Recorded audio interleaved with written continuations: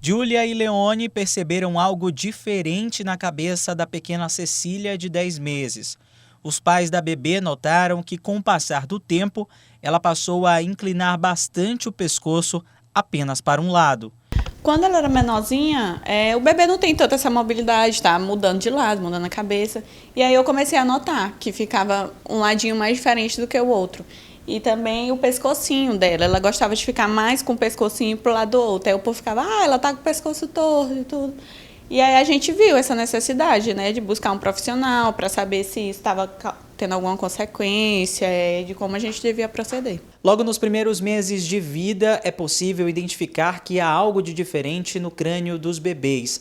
Após a realização do exame e o diagnóstico, o osteopata deve identificar se há algo mais sério ou não, tranquilizar os pais e dar início ao tratamento.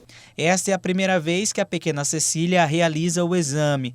O procedimento não é invasivo e os pais podem permanecer ao lado do bebê. Este especialista esclarece quais sinais podem ser notados pelos pais para procurarem um osteopata pediatra. Normalmente são bebês que apresentam uma cabecinha tortinha, os pais conseguem identificar qualquer assimetria na cabecinha, ou uma assimetria lateral, uma assimetria mais posterior, ou uma assimetria mais a topo de cabeça, e que é muito comum isso estar associado, primeiro, com a maneira que o bebê estava, a postura que o bebê estava posicionado na barriga da mamãe, ou no pós-parto, quando o bebê fica muito tempo numa mesma postura. É muito comum essas assimetrias estarem associadas a torcicolos congênitos, né? É muito comum a gente encontrar aqui no consultório casos associados entre torcicolo congênito e assimetria craniana. O exame, que antes era feito de forma totalmente manual, hoje é realizado com a tecnologia 3D, onde é feito um escaneamento do crânio do bebê. Antes, aqui, a gente avaliava as assimetrias cranianas através do craniômetro, onde é uma medição que a gente faz puramente manual. Obviamente, por ser algo manual, a gente tem um risco, aí, uma margem de erro bem grande. E claro que isso pode ter como consequência um diagnóstico equivocado e naturalmente impactar na abordagem terapêutica mais adequada.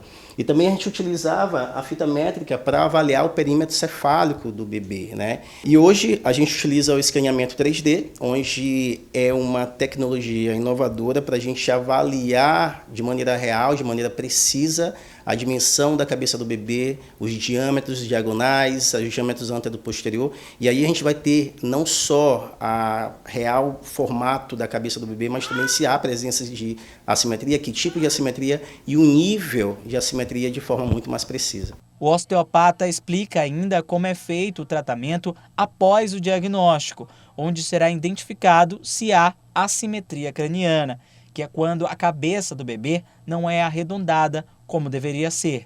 A gente tem basicamente 3 tipos de assimetrias que são bem recorrentes na clínica, né? Primeiro é a braquicefalia, é quando essa região posterior da cabeça do bebê ela é completamente amassadinha. Como eu falei, pode estar associado com a manutenção, o tempo que o bebê está mantido naquela postura.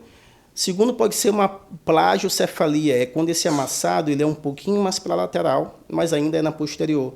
E aí o bebê também ele tem esse lado aqui, só um dos lados um pouco mais achatado em relação ao outro. E é o tipo de assimetria que, como eu falei anteriormente, está mais associado com casos de torcicolos congênitos. E segundo, é aquela assimetria craniana em que o bebê ele tem aquela parte de trás aqui muito mais proeminente, aquele coquinho atrás, que a gente chama de dolicocefalia. Independente de qual tipo de assimetria craniana, a primeira coisa que a gente quer descartar é a presença de cranioestenose. É quando há um fechamento precoce dessas suturas. Isso é patológico, isso foge da nossa alçada terapêutica, a gente precisa encaminhar esses pacientes, esses bebês, para o neurocirurgião, para uma avaliação através da imagem e, caso necessário, quando tem presença de cranioestenose real, a abordagem é cirúrgica. A plagiocefalia posicional é um tipo de assimetria craniana que pode causar diversas complicações futuras, mas ainda segundo o especialista, tem tratamento e pode ser solucionado.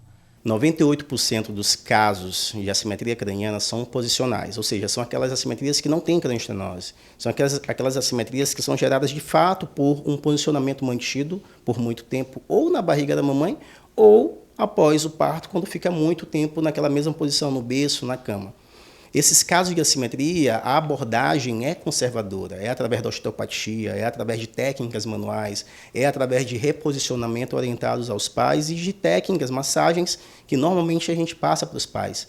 E esses casos, quando abordados de forma precoce, precoce quando eu falo, eu digo no primeiro, segundo, terceiro, até o quarto, quinto mês, a gente consegue ter muito sucesso, a depender, óbvio, do nível da assimetria, só com a técnica manual e com o reposicionamento e as orientações passadas para casa.